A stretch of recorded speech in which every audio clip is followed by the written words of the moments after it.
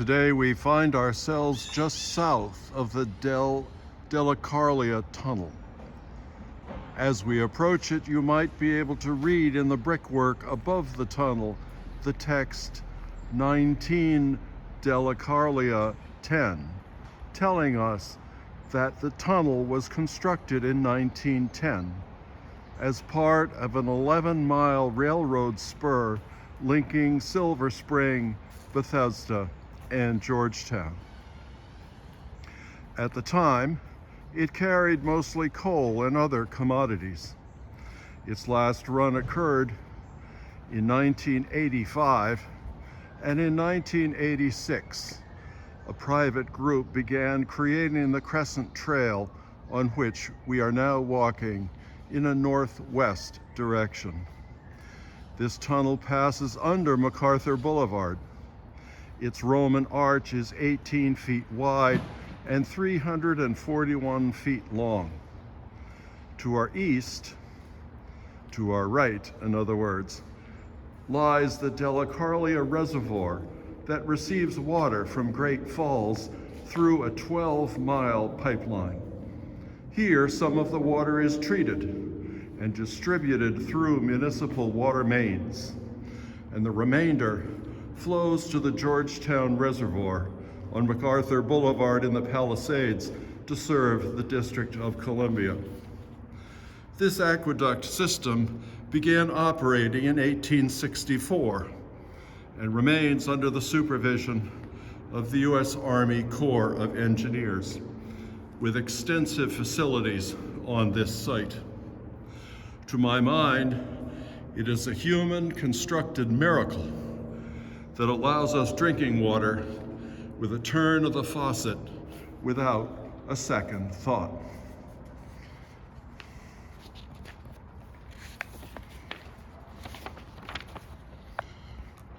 How does it happen that human beings can manage such extraordinary feats of engineering skill, while at the same time manage to bring death and destruction to people, places, and things?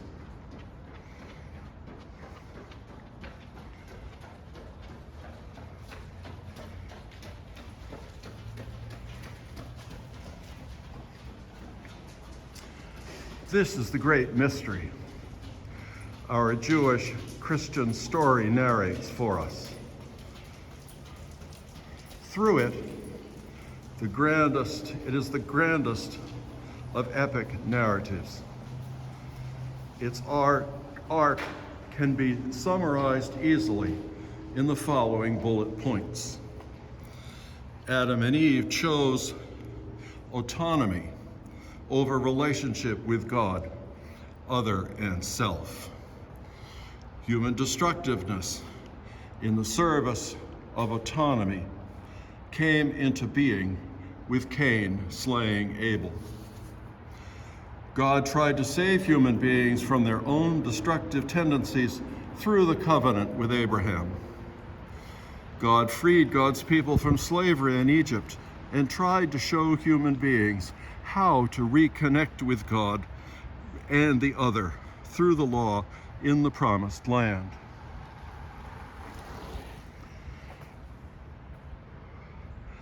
God promised the ultimate help in the Messiah through the prophets.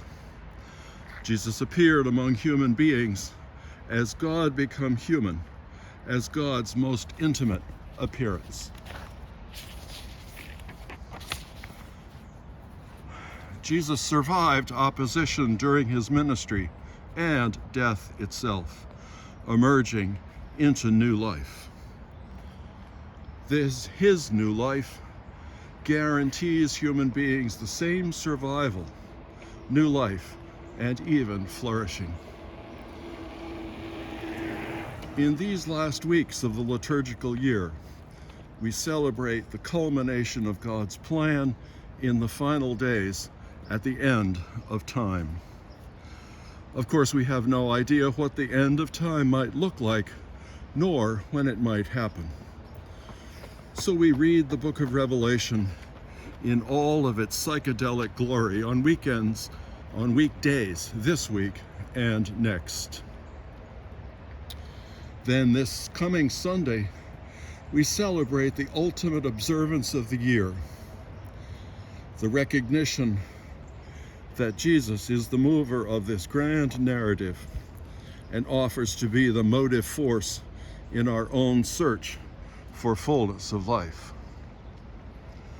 Perhaps best of all, the book of Revelation gives a glimpse of our hope for the future in the next life and in the fullness of time.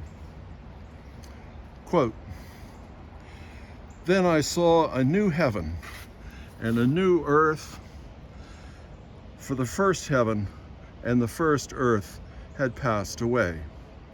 And I heard a loud voice from the throne saying, 'See, the home of God is among mortals. He will dwell with them, and they will be his peoples. God himself will be with them, and he will wipe every tear from their eyes. Death will be no more. There will be no mourning, nor crying, nor pain.' And the one who was seated on the throne said, 'See, I am making all things new.' Then he said to me, 'It is done. I am the Alpha and the Omega, the beginning and the end. To the thirsty I will give water as a gift from the spring of life.